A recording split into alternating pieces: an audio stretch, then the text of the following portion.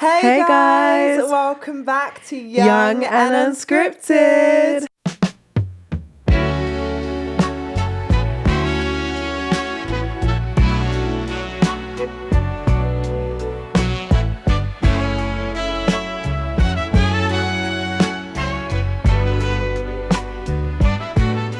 We are back for the last episode of 2025, which is crazy. We're back together. Crazy. We haven't done a video in so long together because we have our different niches now, as you guys know. Yeah. So yeah, it's great to be back in the studio together. It is. It's been a minute, but it feels good to be back. And we're just now reflecting on the year, really. Yeah, and we were just saying, it's so interesting because we obviously, as you guys know, kind of split the year into 2 new years because we have the year anniversary of our podcast and 2-year anniversary and so on. So then we know that as like a new year from August onwards, but then we obviously have the actual new year being in January. So it's kind of weird for us because we set out these new goals, but then we have to reevaluate them in 6 months' time. Yeah, it's true. But I guess now it being December, how has the year gone? I mean, that's such a massive question because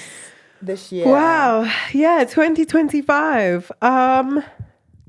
It's been another year where so much has been learned. I feel like so much growth has happened. Yeah. Sometimes it's not what you expect. You start the year and you're like, okay, this is what I want to achieve. And sometimes you do that and sometimes you don't, but you pick up other things up along the way.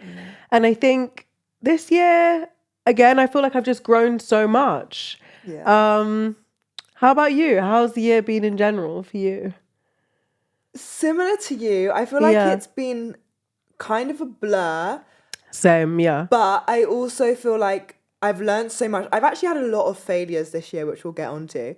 But Failing is so important. Yeah, I feel like within the failures, I've actually learned so much that I can now take in to the next year. And I think it's so interesting because I actually think professionally this year has been better for me than last year. But last year, because it was my first year actually just being in the industry, I think I felt like I had made so much progress. Yeah. Because even though there was no actual like physical like tangible proof of my progress, I think within myself I was like, oh my gosh, before this I was at school and didn't even know this, like how to navigate this industry at all, whereas at the end of last year I was like, okay, I kind of know what to do, where to go, and I know how to move forward, whereas this year it's just been constantly like taking the lessons that I learned last year and trying to grow with it with each step. So It's kind of interesting because, I feel like I professionally have made way more progress than last year, but actually it's maybe doesn't feel as because it's not as new. Because when something's new and it's the first time, you feel like, oh my gosh. Yeah. Should we start from, so obviously we filmed this last December. Where were we at last December? Time flies and it is all a bit of a blur. I do remember like the main thing that we said going into this year, turn the passions into a career. Yes, that was let's talk about that. Let's talk about that. Because that was like, so last year our slogan was the year of growth. The year of growth. Yeah. But then this year was turning our passions into a career. Yeah.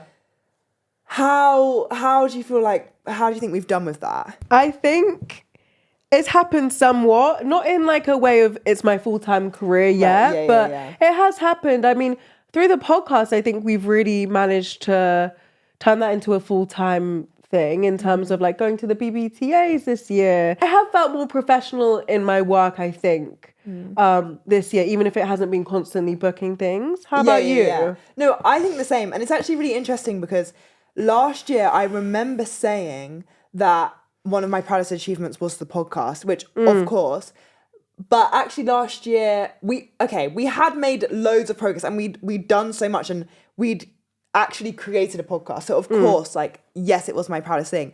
But this year I'm even more proud of it. Like, it's literally our baby and we're just seeing it grow from strength to strength to strength. And as you said, we went to the BBTAs this year. We went to London Fashion Week this year. We had some amazing guests on this year. We've turned our like overarching podcast into now having 3 niches. We've done so much that last year I was proud, but this year, like, I can't even comprehend. Like, I'm so it's just gone up proud of another what we've level. done. Yeah, even to the point where people say, what do you do? And I'm like, oh yeah, I'm a podcast. Obviously I say the other stuff I do, but I do say, oh yeah, I have a podcast, and that's like something I will bring up, whereas I don't think last year I would have.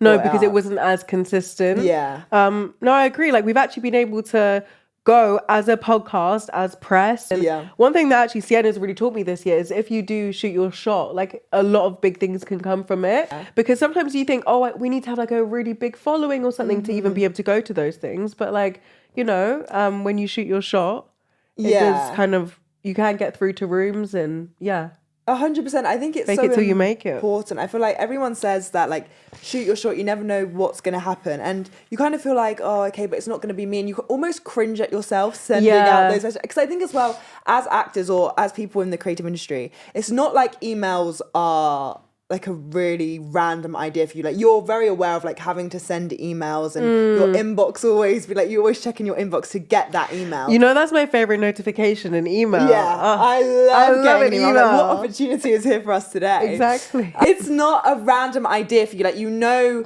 how to send it, but you have that fear, maybe because of how many times you've been rejected via email. And like, there's so many emails I've sent where I haven't heard anything back, or they've said no or whatever. But there are a few that you will get back, and that will be worth way more than all of the other emails you sent. I think for us, like, the BBTAs, we kind of did it on a whim. Like, we didn't think that we were going to get invited. I literally, one of my Maya, you guys know Maya, she came on the podcast. She's amazing. She posted like a repost of one of her friends being like, oh, there's we want some presenters for the Black British Theatre Awards. And then I messaged her and was like, oh, let's do a collab. We can do a video for you. We can come and bring like all of our own equipment and everything. And then they confirmed us, and we were able to, and I think for us, being actors specifically and actors of colour, being at the BBTAs was such... It was so special.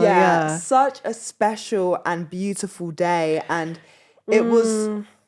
We literally got everything out of it that I could ever have wished for. Like, we got to meet amazing creatives. And I don't know, I think for me as well, like, really solidified why I'm doing it. And like, sometimes you can lose your spark, but I was like, no, actually this is what I want, and this feels right. Like, being in those rooms feels right. No, I agree. It was a really special moment for us. Like, there couldn't be an event that was more meaningful to us or more suited to like us and our brand and what we want to do. And I think that's it as well. Like, the things that, as I always say, things that are meant for you will never pass by you. Like, as I said, there are so many things that we have emailed about and we haven't heard back, but that's okay because it wasn't meant for us. But the BBTAs, that is literally our brand. That is the epitome of Young and Unscripted. And also, I do want to like demystify the fact that you should be waiting for people to approach you, because of course, we were invited to London Fashion Week and we were invited to the BBTAs, but we had to reach out. You know, like, we're not just waiting. They're not going to come and find us. Especially being a new podcast, we're not getting those invitations just off of a whim. Like, we're not going to be on people's PR list. But it's the sort of thing of, if you reach out, they like your content, you build that relationship, like 100%. I hope and pray that next year we're at the BBTAs again. We did such great content for them this year that hopefully, you know, they'll want us back. And I feel like we made really good connections with people. We even got to chat with Omar, who is the founder of the BBTAs. So you do have to work for yourself. Like, you do have to know your brand and promote it and know why you would be a benefit to those people. Don't just be like, oh yeah, I could just do some cute video. Like, know exactly what videos you would do, why you want to be there, and how you can benefit them. But then go for it, because then you will get those invitations. And it's not wrong, like, for us to tell people we got invited. We did get invited. We just had to work to get invited. Exactly. And I think another thing that I was thinking is also, when you're there, you could quite easily go and end up with not really any interviews. Like, as in, if you feel like, oh, I don't want to approach people or something. It's also very important how you take advantage of the opportunity whilst you're there. And I feel like that was the main thing Yeah. for us, really. It's like, to get those interviews, you do also have to grind for it when you're there. Yeah. Okay, you're invited, but what now? What content are you going to create? Exactly, because also we weren't the only people there trying to do what we No, did. exactly. But I can almost guarantee that we got the most interviews. Yeah. Like, because we were, because we were there and we were like, you know what, because you know what? And this is something that I think we should talk about. When we went to London Fashion Week, we were there with the same purpose. You know, we reached out, we got invited. Yeah. But the content, we were scared. I think especially because we're a lot more familiar with the acting space, the modelling, like, even though we both have dabbled. What's the word? Dabbled? Yeah. Dabbled in modelling, like acting we're so much more familiar with. So I think we got there, it was like a completely new experience. We were like, oh my gosh, they were like, oh, are you guys here for press? Sit here. And then the show happens and then everyone was kind of running off. So we were like, oh, okay. And then we missed opportunities. We got a few interviews, but nothing that worthwhile. We just, even like the interviews, we didn't really know what we were going to say. Whereas for this one, we did a lot of research. Yeah, like we did. And I think that's also really important to talk about. It's like, please prep and know what you're doing, because maybe I think we got so excited about London Fashion Week that we were like, we're just going to show up and we're just going to ask questions. And then we got there and we were like, oh, we had questions, but they weren't really maybe giving the answers, giving people the space to answer in a really thought-provoking way. And I feel like that's like our main thing. We love to, ask about advice and all of that stuff for the podcast. So then we weren't really giving people the space to do that. And especially because we were interviewing a lot of the guests there. So they weren't necessarily like maybe the models there or the founder or whatever, do you know what I mean? Whereas for the BBTAs, because we had that failure, which again, I don't even really want to use the word failure because we learned so much from it. If we had not had gone to London Fashion Week, I don't think the BBTAs would have been as successful. No, because we learned so much. I'm glad BBTAs wasn't our first rodeo. Yeah. Like, we had the experience from Fashion Week. Exactly. Yeah. And now, should we be lucky enough to be invited to another Fashion Week show, we know what to do, Yeah. I think, as we said, just like the podcast in general this year has been like a huge learning curve, but something we're so proud of. And I think definitely for the future, we're excited. I mean, what do you think? 2020? I was just going to ask you. Yeah, 2026. What is the hope? I think because we have our niches, it would be nice to maybe answer in our niches. We've taken it another level up. I think now we need to just take it even further. Yeah. I think also make it more of a business. In terms of like, we need to probably reach out to brands and like just maybe make it more strategic. Yeah. Not as in, obviously don't lose the fun of it or anything like that, but maybe. Well, yeah, I think also though, it just has taken a whole new like leap that we didn't even know it. As we always say, our origin story is us and Panya in Nando's. And, we kind of did it as a one-off thing. We're like, let's just film. Let's just see how it goes. And it's turned into a weekly episode. We need to talk about, not maybe right now, but we talk about our Spotify Wrapped. Yeah. That's about to come up. Yeah. But the reason why I say that is because our Spotify Wrapped, actually, let's talk about it. Let's talk about it. Why not? Our Spotify Wrapped, we have, I think it was like 44 people have us in their top 10, 35 have us in their top 5, and 18 people have us as their top 1 podcast. And of course, we know there are people and podcasts out there where that number will go into the thousands, right? Maybe millions. Millions. We have been doing this for a year. We are just 3 girls who wanted to, express our opinions and show our journey about the creative industry. And I think for me, the most touching thing is the 18 people. I was going to say. Yeah. That's a lot of people. Yeah. I think numbers get so lost in this day and age because it's like you said, it's all thousands and millions. But 18 actual people having us as their number 1 podcast is huge. Yeah. That is really huge. And I think a lot of the time, even us, we get caught up in the thing of like, oh, it's just our friends watching it, or it's just our family.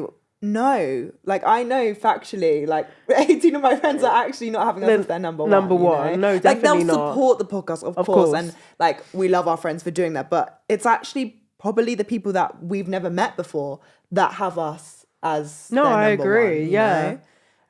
So that was a really beautiful moment, I think, to see that, because I think it really just puts all of your hard work into a physical thing, and you're like, oh my gosh, wow, I just really wasn't expecting it. Like, I really didn't think that we would have that many, and I was so grateful for that. Yeah, I think it's just such a huge achievement to go from literally starting and not even knowing how to use the equipment. Don't get me wrong, I still don't really know how to use the equipment, but it's a struggle. We know what to do. We know how to set up. We had so many technical errors at the beginning. We would walk away with no video, no audio. That was like a weekly occurrence. Well, we had to invite Alex Tudor back, didn't we? We did, because we filmed the whole episode and it just wasn't. The video was lost. We learned a lot. Yeah. And we've come very far from that day. And also, sorry, bear in mind, we don't have a technical team, but saying that, I think they know.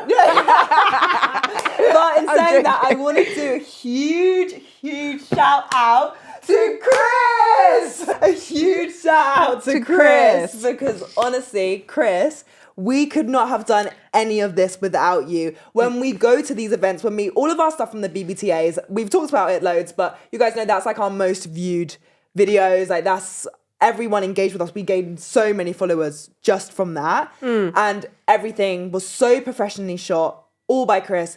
All of our rebrand for Act 2, all shot by Chris. Chris, we love you and are so grateful for you, and you are amazing. But yeah, apart from Chris, we don't have, like, on our day-to-day when we're doing this, we don't have a team. So doing this all ourselves as well, like, we're learning a lot. We are learning a lot, and we've definitely come so far with it. Now we don't have to, like, stress too much about it. So, okay, we know what we're doing. Yeah. But I was thinking, where do you think the podcast is going in 2026? Oh, God. What's going to happen? What do you want for next year's Spotify Wrapped? Yeah, okay. Or what do you want? Is there, like, guests you want on? Like, what do you want to achieve with it? I think I really want to start branching out. Oh my gosh, something that we need to tell you.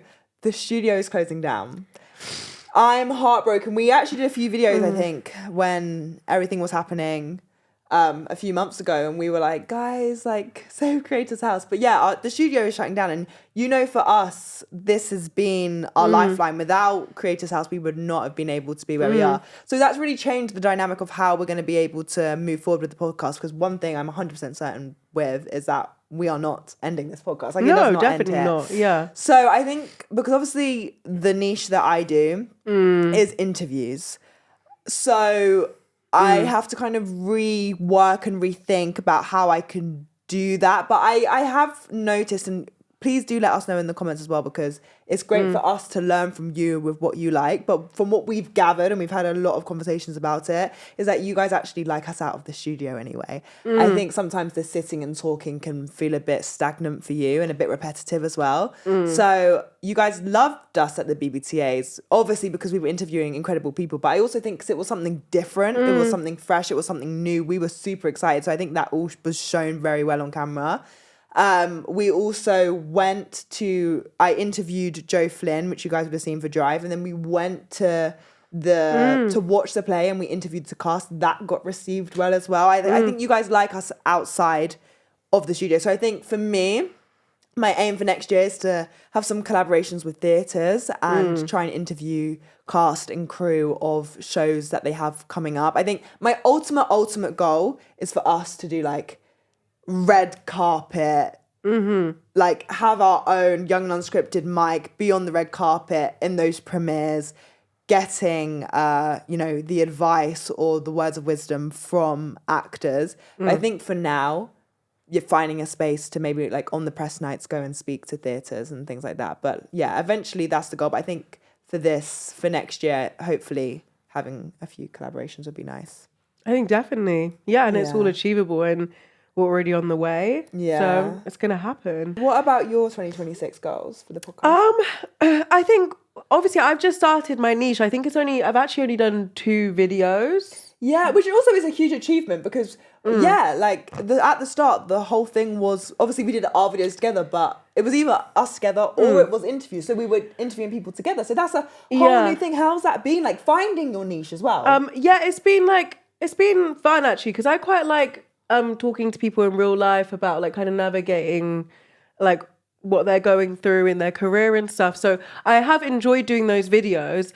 I think it was it was definitely something different filming by myself. Even like technically, I'd like to be able to invest like more in my setup and stuff like that. But I think one of my main goals going forward into the next year, I would actually love to be able to kind of actually hopefully book some projects and then reflect on them and bring you guys along to that. Yeah. Because I feel like sometimes I feel like I am giving a lot of advice, but I'd also like to kind of be able to talk from a point of more experience and like show you guys, for instance, if I do book something, like what it's like to be on the set. So hopefully that's kind of also a personal goal for me in like my career anyway, to hopefully book something, but to be able to like, because we both said when we do stuff in our career, we want to be able to bring the podcast along. So I feel like I'd also like to kind of add that element to my niche, but obviously that comes with like time. Yeah. And I am really enjoying like, it's been interesting to hear everybody's kind of different struggles, and you just realize that we're all kind of going through similar things. And do you know what? It's also really, it teaches me how much I've learned. Sometimes when I see a question, I'm like, oh my gosh, I actually have had the experience, sometimes through my failures or things that I found hard, to be able to answer this. Like, I don't just feel like I'm coming from a random perspective. I'm like, no, I know, for instance, in my last video, I was talking about the importance of rest because I have burnt out. Because I've gone through those things, I do feel like I can speak on them. So yeah, I feel like it's made me reflect on like how much I've learned and made me feel like we can all help each other. Yeah. So I feel like I've learned a lot, and I've actually enjoyed doing the videos. Like I quite enjoy just talking to the camera. So, yeah, sometimes quite therapeutic, isn't it? It is quite therapeutic when you do it. Yeah, just like by yourself at home and talk and I feel like even because obviously you guys know we had the Roots episode, which I think for me, I was really excited to share that with you because that was for me the first episode of showing you what being in, I guess, my world of being a creative is like. But even that video wasn't how I intended it to be, because I actually at the beginning of Roots was starting a vlog and I got everything out. I was like interviewing the cast and all that. But then along the way, along the chaos of it all, I kind of abandoned it because obviously you have to put the craft first, of course. Yeah. But I kind of wish I persevered with it, because I think as much as you guys would have loved, you know, like hearing me speak with my castmates, I feel like there was something so electric about being in that room, you know, and just being with people as we were figuring things out, you know. I kind of wish I just brought out the camera. So I think that hopefully you can do that next year when you do a project, because it is fun to see. Yeah, like when it's happening in real time rather than trying to reflect on it. I like watched this video of this woman, and she was like she's in like a lot of Marvel movies or something, and she recorded like waking up, the hair and makeup, being on set, and like it was fun to see the day and like because obviously acting in like theatre and film, it's so collaborative and there's so many people, so I feel like it is quite electric to watch. I can imagine, because I went to watch Roots actually, I can imagine the whole process was like electric and it would have been fun to watch. But again, I feel like you probably learned that it is a bit harder to kind of do both things at the same time, so you can figure out a way to like that's be another able to thing do as both. well, which we actually discussed when we were doing the BBTAs, when we were doing like our research day. We said, how are we going to separate ourselves from being young and unscripted That's the struggle, to then being actor Naomi and Sienna? Because we were surrounded by actors, so we were like, we want to speak to these people. Yeah. But I think there comes a point where you have to prioritize, and we were there on behalf of young and unscripted. And we never really said we're actors. No. I don't think I don't once think actually. once, no. Even though there's casting directors there and like people. But I think it gets quite confusing for people. Like, oh, you want to interview me, but you also kind of, you want to act and like... Yeah, it's like you're interviewing me because you want something. Yeah. Whereas I think we were like, even though acting is so important to us, we really just set that aside and made it all about the podcast. Yeah, and I think that's really important because I think being creatives, like the whole thing is that you're not one person. You are not just an actor. You are not just a model. You are not just a podcaster. You are all three, you know? And even more, like a facilitator, whatever it is that you do, a writer, a director, you are not just that one thing. Because as a creative, you can't really just be one thing. You have to be a multifaceted person. So I think it's really hard then when you turn up and you're like, oh, but I want to share all parts of myself. But I think know why you're in a specific room and you have to like go with one thing. I think that really worked in our favor, not telling people that we were actors, because I think people would have taken Young and Unscripted less seriously. I agree. Because it would have just been like, we want to talk to you because we want to be in a theatre space with you. We want to, I don't know, like I feel like people would have thought that our motivations weren't as pure as they actually were. So we're constantly told be everything, but actually do know why you're in a space. I don't know if that makes sense, but yeah, I feel like don't try and stretch yourself too thin. And we always have like our elevator pitches and ready to go, ready to tell people how amazing you are, but just know why you're there, I think. It's important to know your purpose. Should we talk about jobs? Because we, as we said, our goal this year was to turn our passions into a career. And although we're not full-time creatives, we both worked this year. Yeah, we did. Let's talk about it. Maybe not in ways that I initially thought. So I'm not going to say everything I got no modelling jobs. We'll start with that. So not paid for a modelling thing. Acting, in February, I booked a BAFTA commercial, which you can go and watch.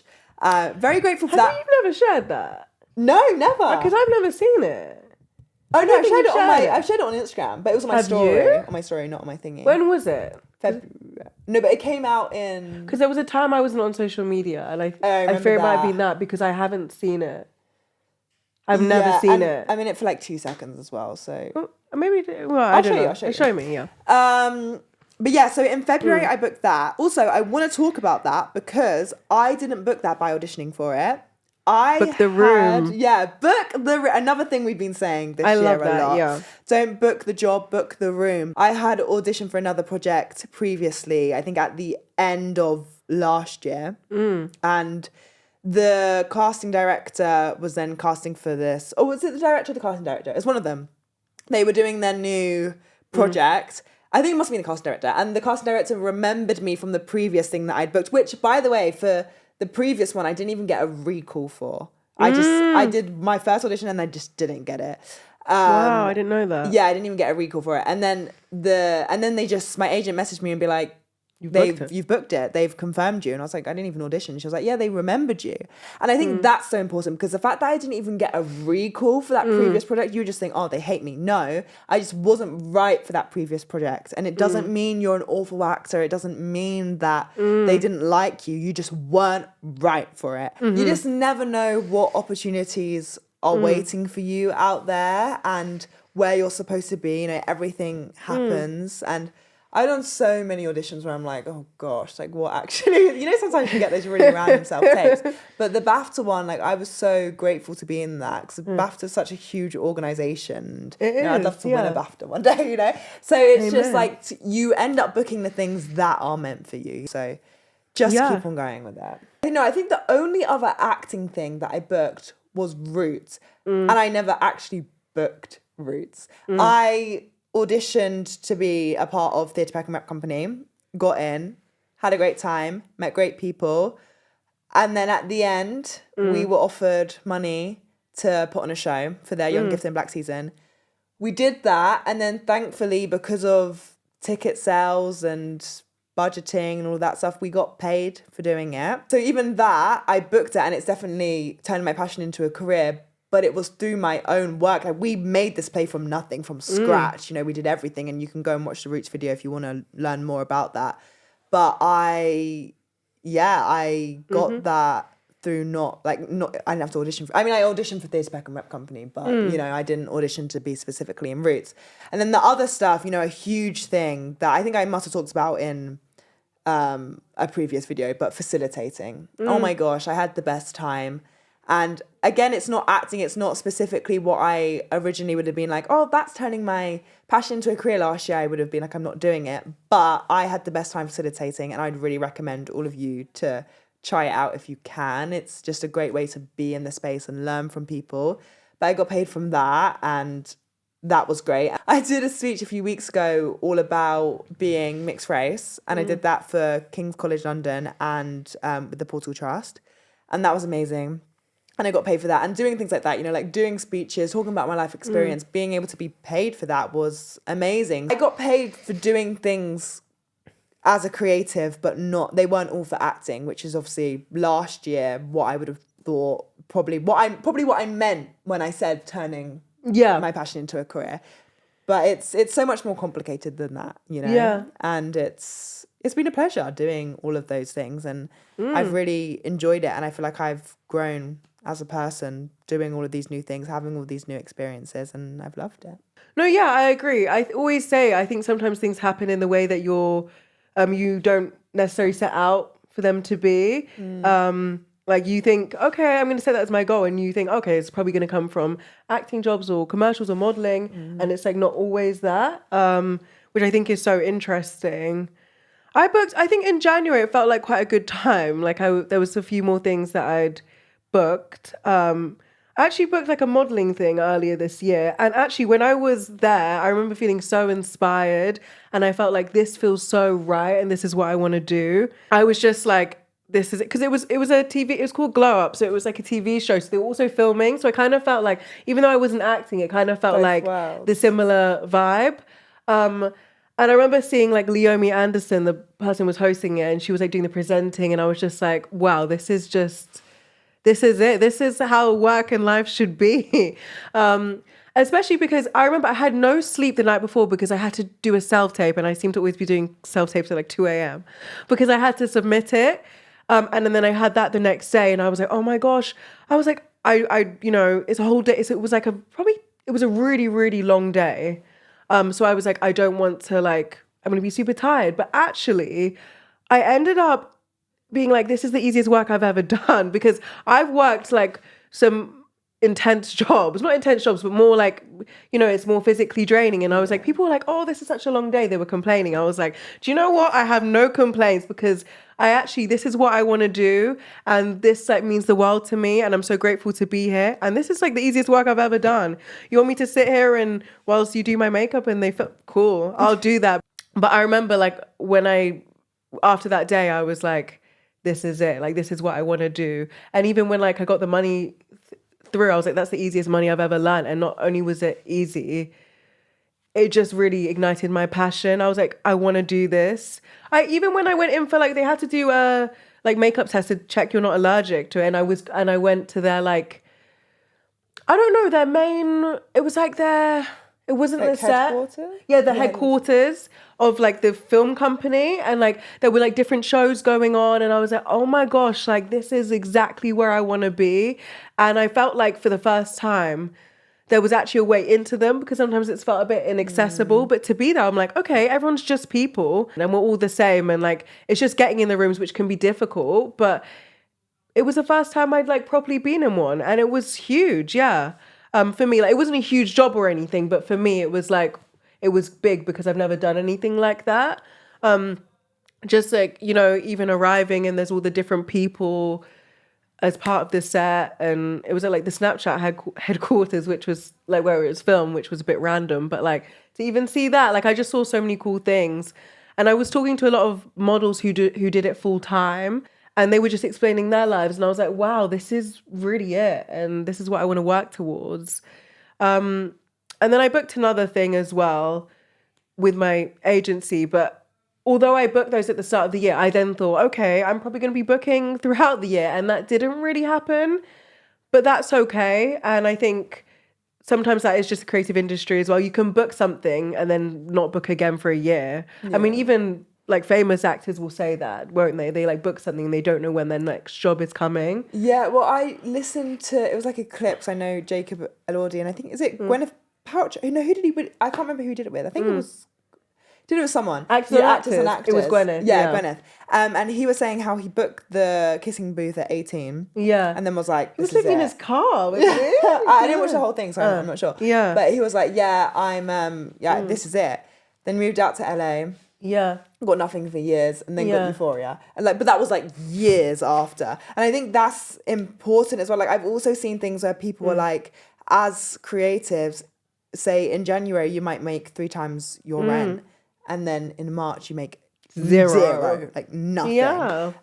So I think it is just the life of creative, and it's hard, and like I think sometimes we want the stability, but it's also what we love about it, because when those jobs do come, we're so much more grateful for it. Yeah, you are. Because it's like, so wow, exciting, because you're like, I don't know when this is going to come around again. Yeah, exactly. It's funny because I would have seen Kissing Booth and be like, he's sorted now. Like, he's been on Netflix. Yeah. But he wasn't. No. So it is interesting, isn't it? How it doesn't guarantee anything. Yeah. But I do think that's why, like you said, as creatives, we do have so much gratitude for like booking roles, and it's a super competitive industry. So when you do books and you're like, wow, like I really did book that, and there was probably loads of people that were up for it, you know? What are your goals for next year? What are your hopes, your dreams for you in your personal life and professional life and everything? I think for me, I've had a lot of conflict with modelling and acting. Same. It's been a really massive thing for me this year, and because of it, obviously, you guys know that my number one thing is acting. If I don't do even though I've said conflict between the two. I understand. Yeah. And even though I have loved being a multifaceted creative, I love doing it all, but my one true passion is acting. Like, that is what I want to do. That is what ignites my spark, my fire. One of those. Because of that, this year I've had no development with modelling. In fact, I've had to leave agencies, and I've had opportunities to sign with other agencies, but I haven't been able to because of conflicts between the acting and modelling. So next year, I really hope that I can be fully signed by both acting and modelling agencies that have no conflict, and I'm able to continue on my grind, because you guys know from last year, my ultimate goal is to move to the States and sort all of that out and do all of that, but I can't do that until I book the jobs. So I think for next year, I just really, really want to make sure that I'm just signed, auditioning, self-taping.